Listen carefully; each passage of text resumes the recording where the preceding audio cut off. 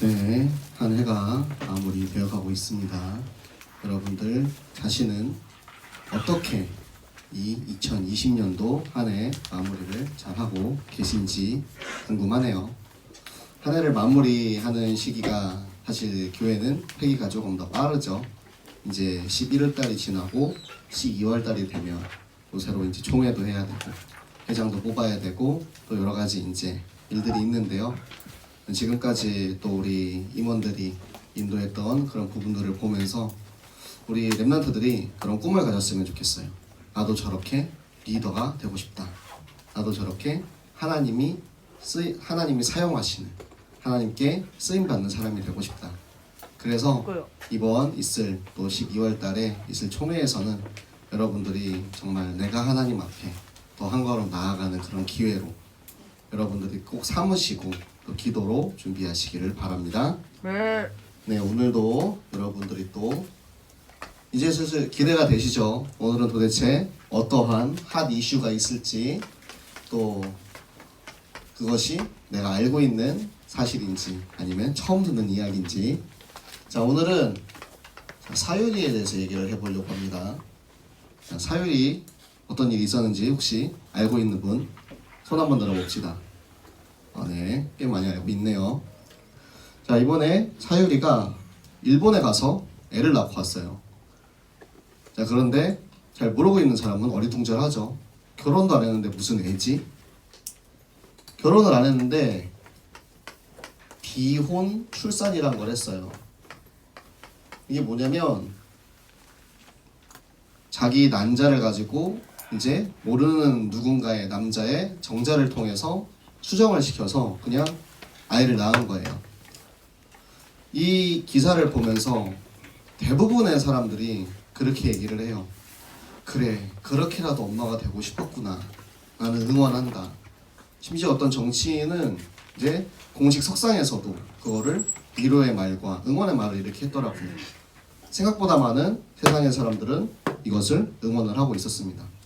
그런데 한 가지 여러분들이 아셔야 될 게, 일본에 가서 애를 낳고 왔다 그랬잖아요. 일본 사람이라서 일본에 가서 애를 낳은 게 아니고 한국에서는 법적으로 부부가 아닌 사람들에게 시험관 아이를 이렇게 낳을 수 없도록 그렇게 법적으로 규제가 되고 있어요. 그러니까 일본에 가서 낳고 올 수밖에 없었던 거예요.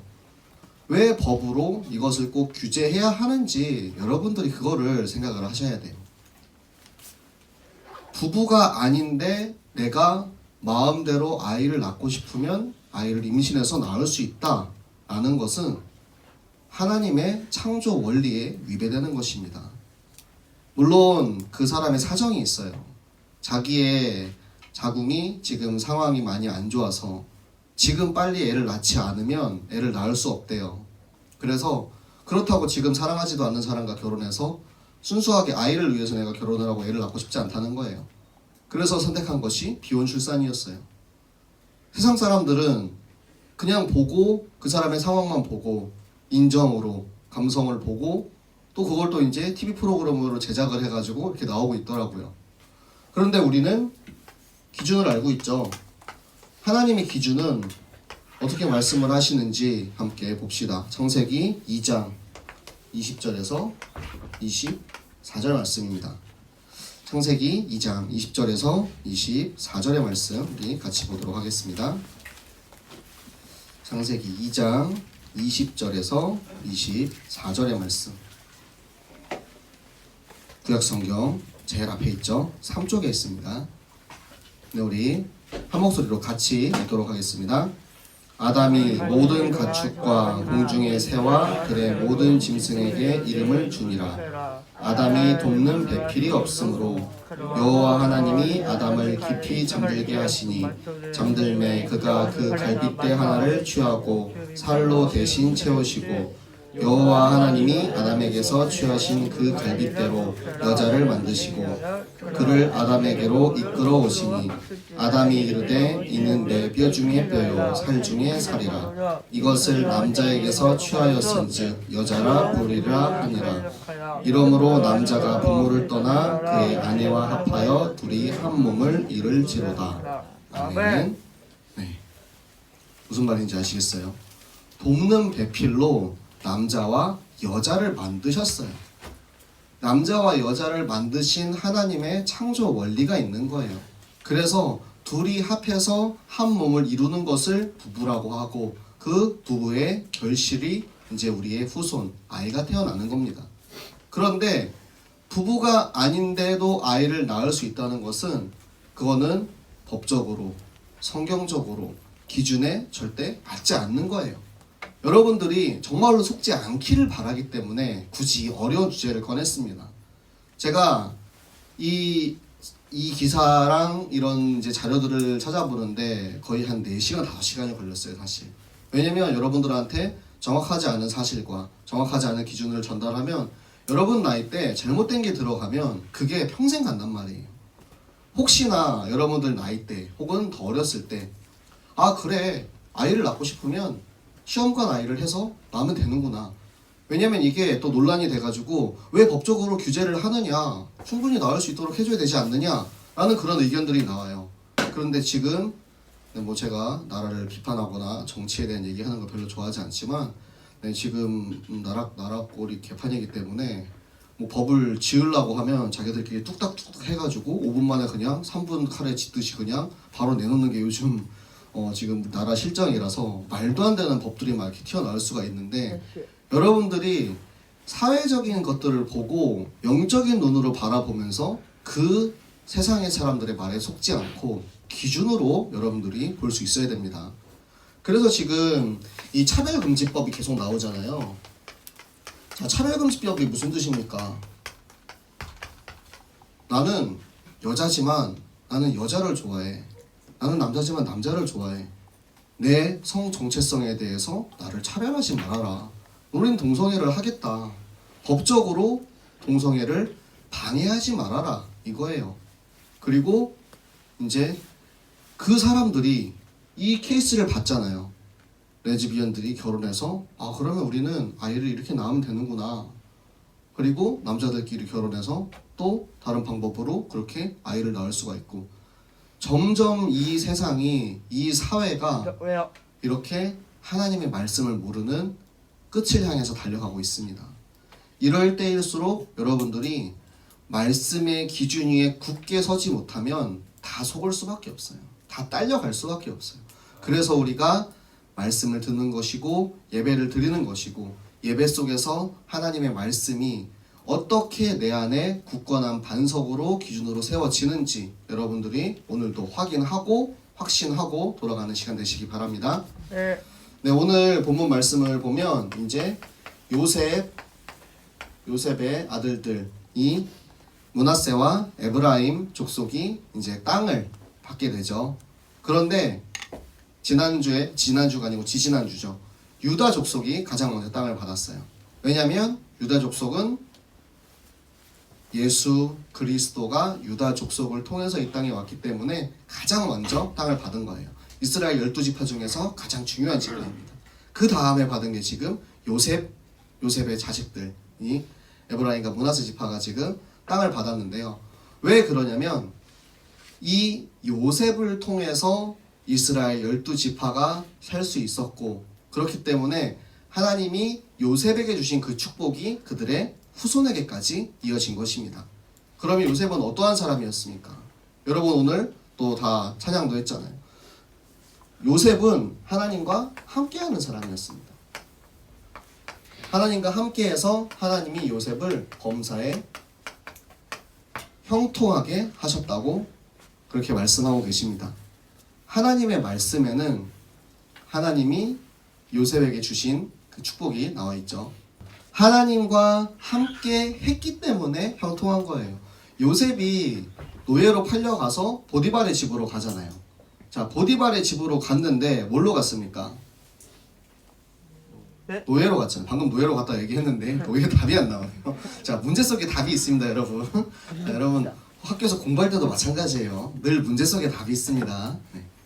자, 요셉이 노예로 애굽에 팔려가서 이제 보디발의 집에 노예가 돼요. 그런데 요셉이 어디에 가서 무엇을 했느냐가 중요한 게 아니고 요셉이 누구와 함께 했느냐가 중요한 거예요.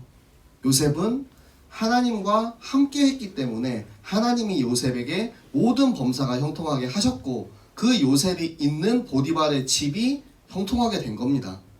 그 축복을 받은 것을 확인한 보디발이 그 요셉을 집안의 총무로 삼고 요셉에게 집안의 정권을 주게 되죠. 그런 것처럼 요셉의 발걸음을 보면서 하나님이 나와 함께 하신다면 예수님이 내 마음속에 계시는 렘넌트는 항상 범사에 형통하다. 아멘. 네, 여러분이 이 사실을 꼭 붙잡고 가야 됩니다. 내가 내 안에 계시는 예수 그리스도를 자꾸 확인을 하고 확신을 하잖아요. 그러면은 내 하나님이 나를 어떻게 형통하게 하시는지 확인할 수 있는 거예요. 자, 그리고 요셉이 어떠한 사람이었냐? 하나님의 영에 감동된 사람이었습니다. 자, 이거는 언제 누가 얘기했냐? 누가 얘기했죠? 플레레. 바로 왕이 얘기했습니다. 바로 왕이. 애굽의 왕인 바로 왕이 요셉을 보면서 이렇게 하나님의 영에 감동된 사람을 보지 못했다라고 그렇게 얘기를 하고 있어요. 그 말이 뭐냐면 하나님이 요셉을 증인으로 세우신 것입니다.